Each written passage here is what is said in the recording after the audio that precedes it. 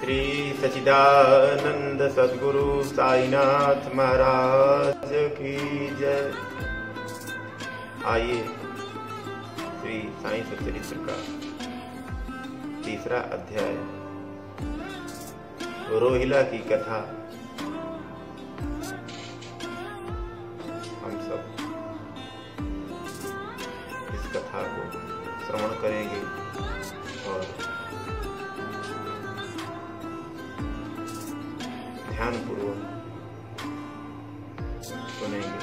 आइए हम रोहिला की कथा ध्यानपूर्वक सुनेंगे। यह कथा श्री साईं बाबा के समस्त प्राणियों पर समान प्रेम की सूचक है।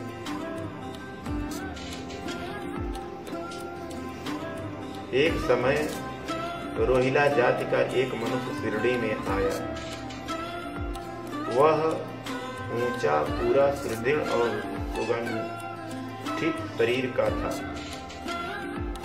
बाबा के प्रेम से मुग्ध होकर वह शिरडी में ही रहने लगा।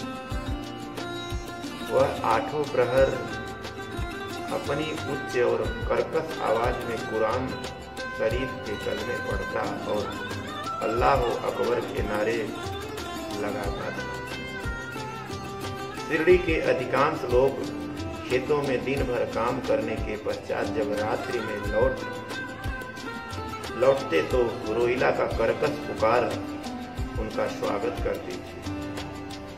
इस कारण उन्हें रात्रि में विश्राम न मिलता था, जिससे वे अधिक कष्ट और असुविधा का अनुभव करने लगे।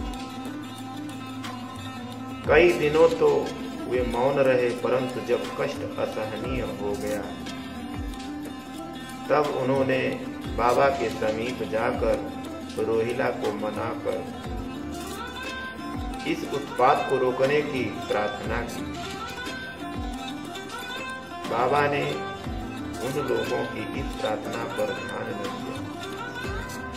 इसके विपरीत गांव वाले को आड़े हाथों लेते हुए बोले कि वे अपने कार्य पर ही ध्यान दें और वह रोहिला को तथा मुझे अधिक कष्ट पहुंचाती है, परंतु वह उसके कदमों के समक्ष उपस्थित होने का साहस करने में असमर्थ है और इसी कारण वह शांति और सुख में है।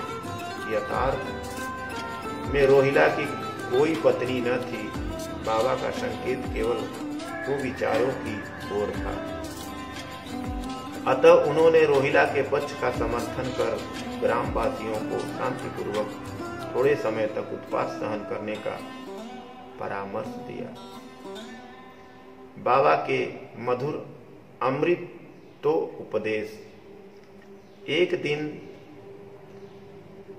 दोपहर का आरती के पश्चात भक्तगण अपने घरों को लौट रहे थे।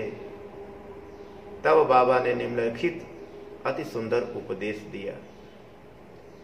तुम चाहे कहीं भी रहो, जो इच्छा हो सो करो, परंतु यह सदैव स्मरण रखो कि जो तुम करते हो वह सब मुझे ज्ञात है। मैं ही समस्त प्राणियों का प्रभु और घट घट में व्याप्त हूं। मेरे ही उदर में समस्त जड़ व चेतन प्राणी समाये हुए हैं। मैं ही समस्त ब्रह्मांड का नियंत्रण करता व संचालक हूं। मैं ही उत्पत्ति, स्थिति व संहार करता हूं। मेरी भक्ति करने वाले को कोई हानि नहीं पहुंचा सकता। मेरे ध्यान की उपेक्षा करने वाला माया के पास में फंस जाता है। समस्त जंतु, चींटियां तथा दृश्यमान, परिवर्तनमान और अस्थायी विश्व मेरा ही स्वरूप है। इस सुंदर तथा अमूल्य उपदेश का श्रवण कर मैंने तुरंत यह दृढ़ निश्चय कर लिया कि अब भविष्य में अपने गुरु के अतिरिक्त अन्य किसी मानव की सेवा न करूंगा।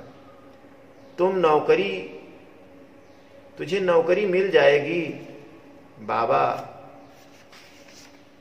कि इन वचनों को विचार मेरे मस्तिष्क के बार बार चक्कर काटने लगा।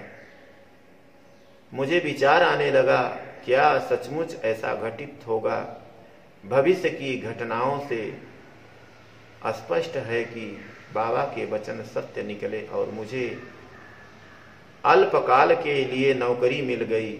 इसके पश्चात मैं स्वतंत्र होकर एक चित्त से जीवन भर बाबा का ही सेवा करता रहा।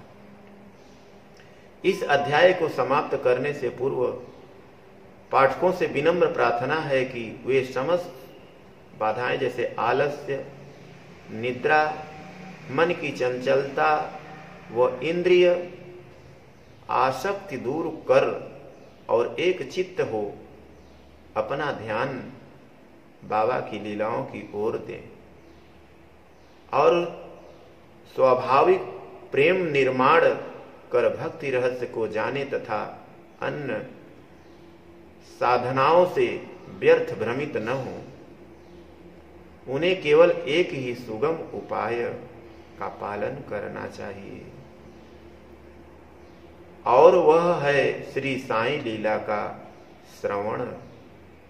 इससे उनका अज्ञान नष्ट होकर मोक्ष का द्वार खुल जाएगा।